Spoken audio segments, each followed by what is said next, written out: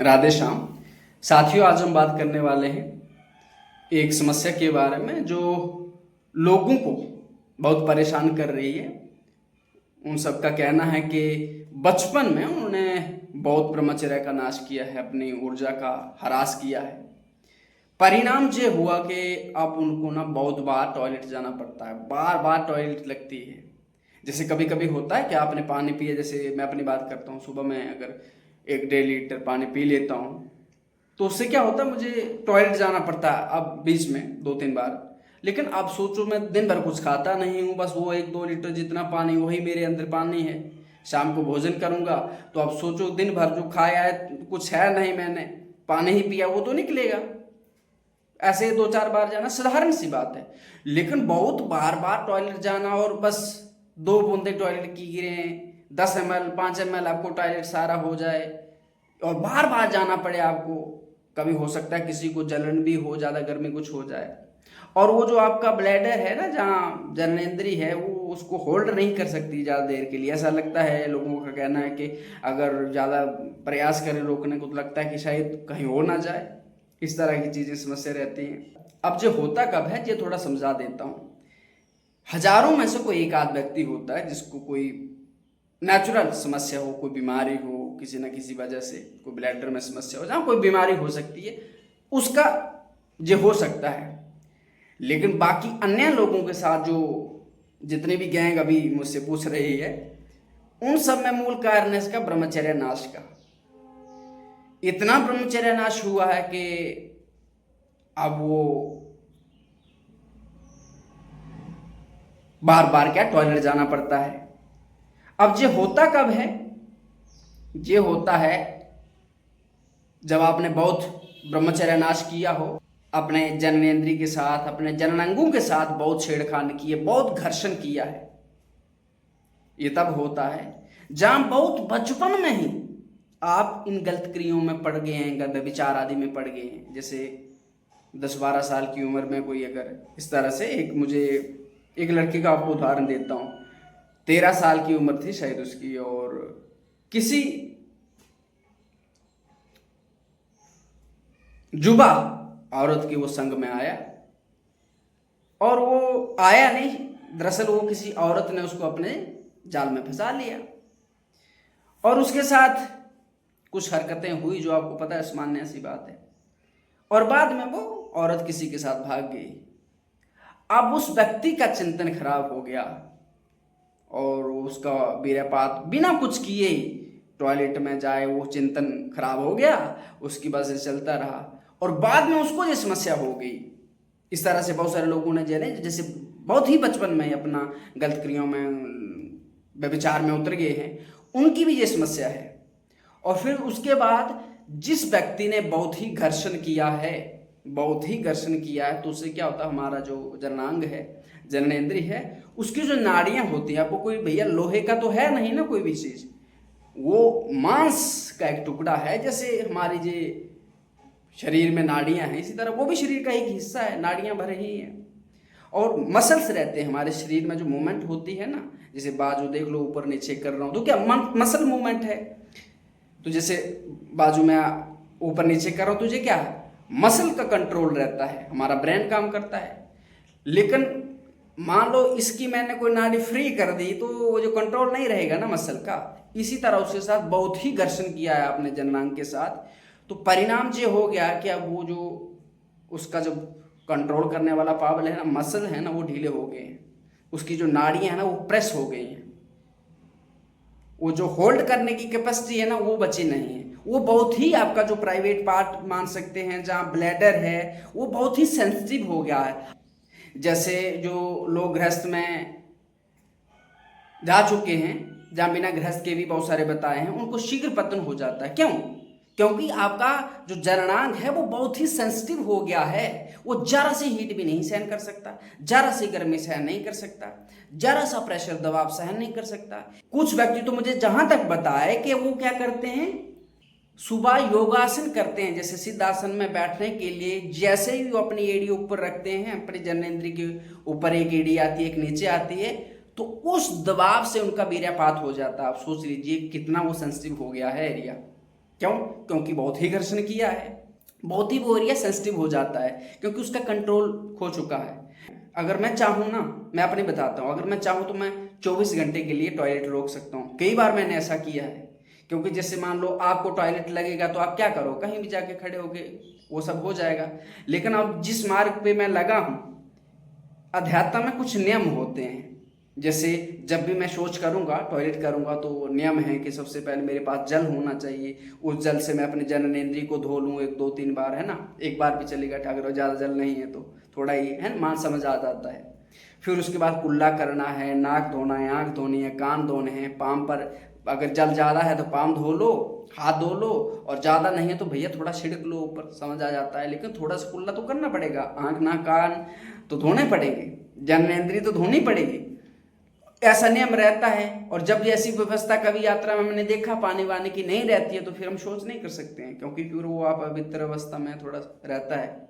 लेकिन आप सबका वो तो नहीं है, तो आपको तो चलेगा। तो अगर स्मृति में आएगा वो, तो लगेगा टॉयलेट करना, स्मृति हटा दो, कहीं दूसरी जगह ले लो अपने मन का चिंतन, बस वो फिर भूल जाता है कि मुझे टॉयलेट लगा। कई बार भूख के साथ भी ऐसा ही किया, बहुत भूख लगी है, लगता है भोजन नहीं मिलेगा तो नहीं चलेगा, लेकिन अपना ध्यान हटा दिया, दूसरी जगह ले लिया, तो बात ही गई, पता ही नहीं चला कि मुझे भूख लगी या नहीं लगी है।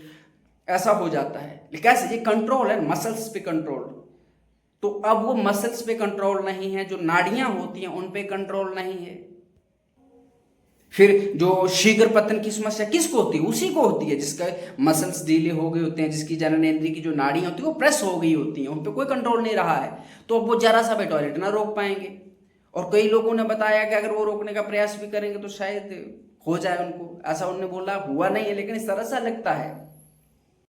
तो इसका मूल कारण यही है कि आपने क्या किया है, बहुत जननेंद्रिय के साथ छेड़खानी की है, घर्षण किया है। और दूसरा कारण ये है कि आपने बहुत बचपन से, है ना, एक उम्र रहती है, जैसे मान लो कोई गृहस्थ में जाए 20 22 साल में, तो कोई दिक्कत नहीं है। अब समझो, जो व्यक्ति गृहस्थ में जाता है ना, पति पत्नी को जो आपस में संबंध रहता है, उस पर ज्यादा घर्षण नहीं होता है जो अपने हमारी जननेंद्रिय है। क्योंकि भैया वो ऐसा नहीं है कि आप जैसे हाथ से आप क्रिया करोगे तो टाइट ग्रिप होगी, वो नाड़ियां प्रेस हो जाएंगी, ऐसा नहीं, वहां नहीं होता। जब पति पत्नी का संबंध होता है वहां ऐसी कोई ग्रिप नहीं होती है, ऐसा वहां पर कोई उस पर जननेंद्रिय पे प्रभाव नहीं पड़ता है। लेकिन जब आप स्वयं के साथ क्रिया करोगे तो फिर सोचो, उसका तो सत्यानाश करोगे ना आप। उस समय तो आपको समझ नहीं आ रहा था, मौज मस्ती फन के चक्कर में, लेकिन वो प्रभाव क्या, अभी देख लो ना क्या हाल हो रहा है। फिर लोगों को जो अभी आपको अगर गृहस्थ में नहीं गए तो बार बार शौच आने की समस्या हो, गृहस्थ में जब जाओगे तो शीघ्र पतन की समस्या आ जाएगी। आपको चिंतन करते ही आपका वीर्यपात हो जाएगा, जरा सी गर्मी भी नहीं सहन कर पाओगे। और फिर भी कुछ लोग तो जहां तक भी बताया कि जब वो पति पत्नी के आपसी संबंध में जाते हैं तो उनको बार बार टॉयलेट लग जाता है, उसी में टॉयलेट लग जाता है। क्या? क्योंकि यही समस्या है, शीघ्र पतन हो गया, इरेक्टाइल डिसफंक्शन हो गया, वो क्या बोलते हैं, ये बार बार टॉयलेट आने की समस्या, ये सब इसका कारण ही क्या है, जो अपने जननेंद्रिय के साथ बहुत ही घर्षण किया है। इसलिए बोला जाता है कि भैया जब तक शादी ना हो ना तो तब तक ब्रह्मचर्य का पालन करो, और फिर गृहस्थ में जाने के बाद, शादी के बाद अपनी पति पत्नी के पास ही संबंध रखें। बहुत सारे लोग मुझे ऐसे भी मिले कि जो पहले क्या किए हैं, हस्तक्रिया आदि बहुत किए हैं, गृहस्थ में चले गए हैं, फिर भी वो मतलब अब क्या ही बोलूं मैं ऐसे शब्द, मतलब वो उनका कहना है कि पहले जो हस्तक्रिया आदि किए वो उनको वो लत लगी, वो आदत लगी है, अब वो अपनी जो धर्म पत्नी है उनके साथ वो कुछ सुख का अनुभव नहीं करते हैं। विवाह करने के बाद भी वही हस्तक्रिया में फिर पड़े हुए हैं। और वो छोटे छोटे बच्चे नहीं है, 30 35 40 साल तक उम्र है उनकी, एक एक दो दो बच्चा भी हो गया, फिर भी वही उस चीज में पड़े हैं। क्यों? क्योंकि इस लत से आप छूटते नहीं। लेडीज का भी कुछ ऐसा ही है, जिन्होंने पहले, आजकल तो कुछ ऐसी ऐसी डिवाइसें भी चली, ना जाने क्या क्या कुछ किया है, और वो सब लत पड़ी है। अब पति के साथ जो संबंध बनते हैं उसमें उनको कुछ एहसास ही नहीं होता है, तो फिर वो हस्तक्रिया में पड़ जाते हैं, जहाँ कहीं ना कहीं वो जो आजकल डिवाइसें चली हैं भाई, टेक्नोलॉजी का क्या कहें, उल्टी सीधा ही काम है सारा।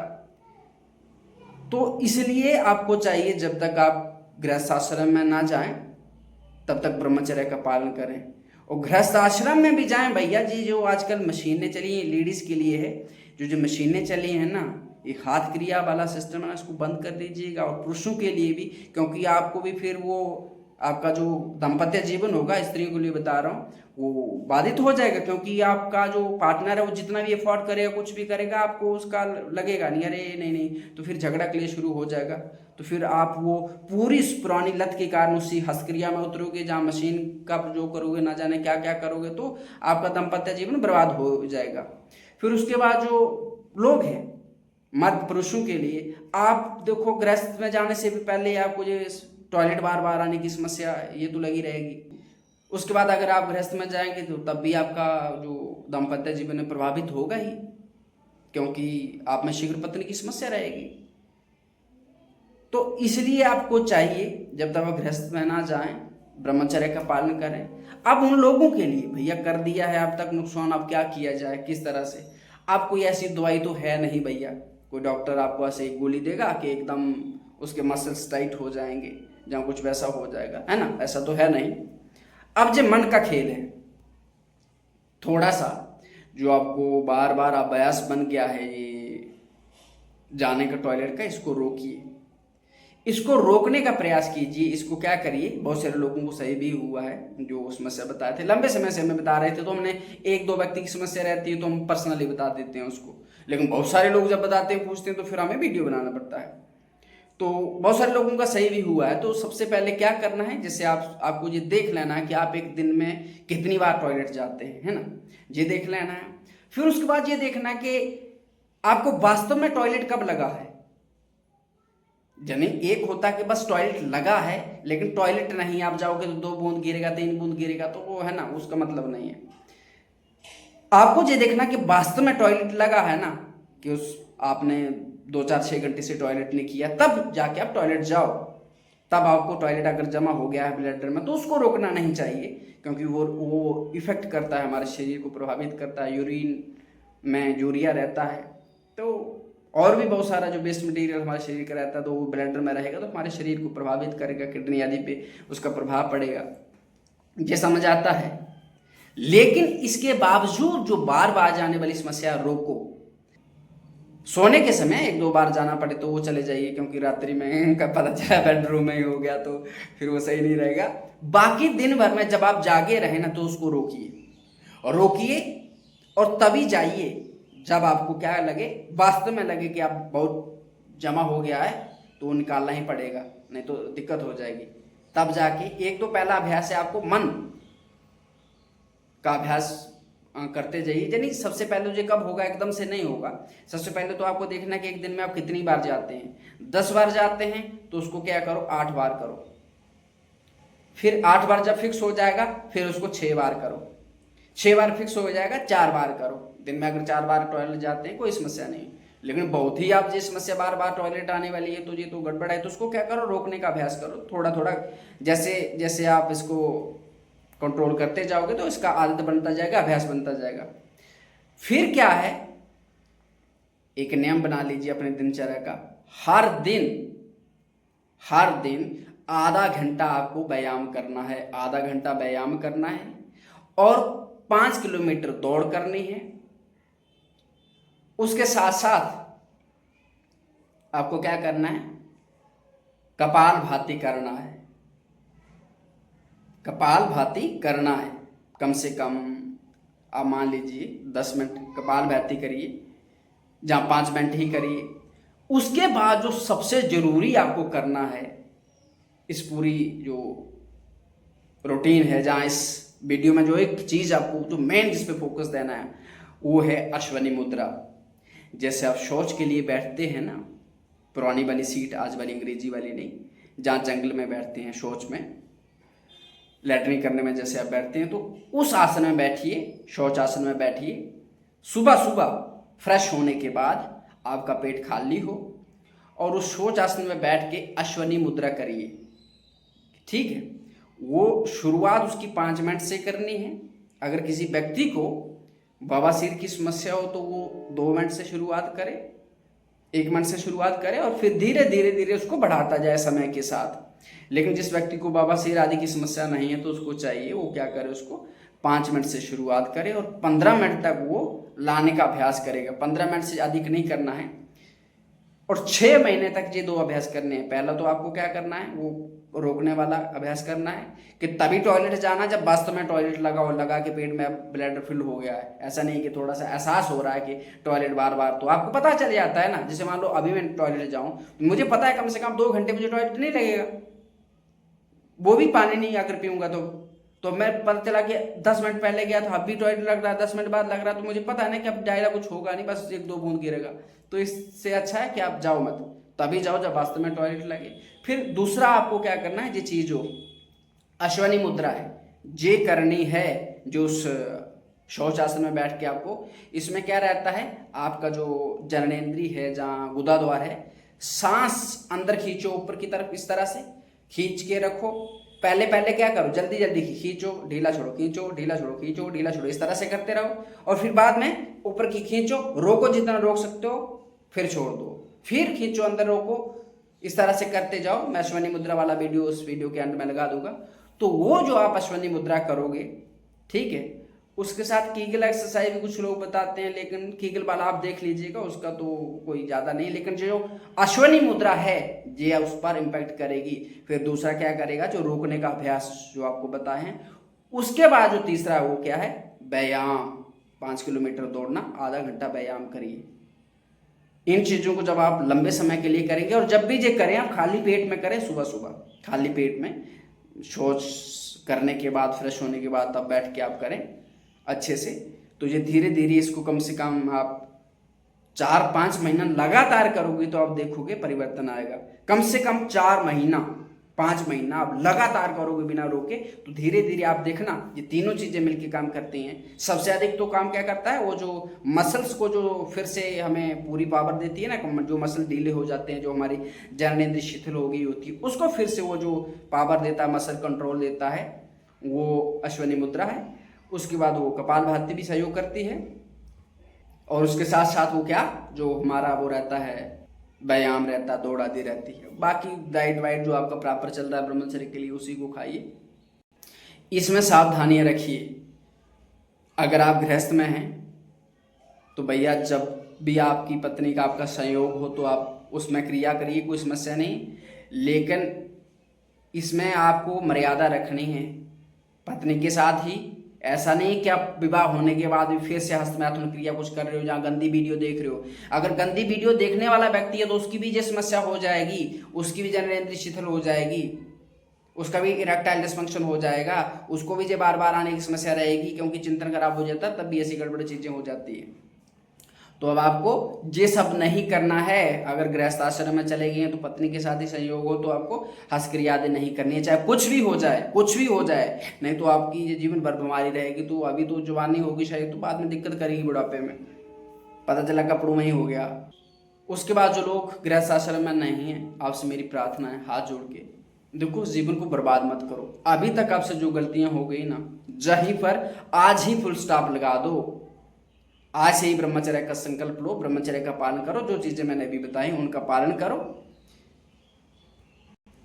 तो धीरे धीरे समय लगेगा, ये सारी चीजें आपकी ठीक हो जाएंगी, फिर से कोई गलत क्रिया ना हो। बस अब अगर आपको जी गृह काम का सुख में उतरना है तो गृहस्थ आश्रम में विवाह करने के बाद अपनी पत्नी के साथ ही होगा, तो तभी, नहीं तो फुल स्टॉप लगा दीजिए, वरना आपका जीवन ना नरक बन जाएगा।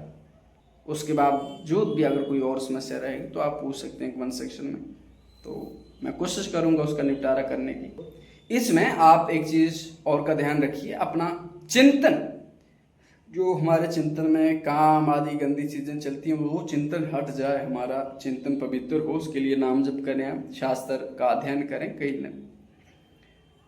उसके बाद जो चीज़ जिस पर ध्यान देना है आपको, वो है आपका चिंतन शुद्ध हो जाए, क्योंकि जब चिंतन हमारा गलत रहता है तो ये इस तरह की चीज़ें ज़्यादा इससे जुड़ी रहती हैं। तो हमारा चिंतन पवित्र हो, उसके लिए नाम जप करें, किसी ग्रंथ का अध्ययन करें, रामायण हो गया, भागवत हो गया, गीता जी हो गए, इस तरह से कोई भी आप कर सकते हो। और किसी संत महात्मा का प्रवचन सुने, सत्संग सुने रोज निरंतर, और ये शाम को सोते समय हो, सोने से पहले ही हो, ताकि रात्रि भर में जो आप शाम को सुनो, देखो, पढ़ो, तो वो खोपड़ी में उतर जाए, उसके साथ सो जाओ, तो चिंतन धीरे धीरे सही हो जाएगा। जब चिंतन सही होने लगेगा तो आपका शरीर भी उसमें सहयोग करेगा।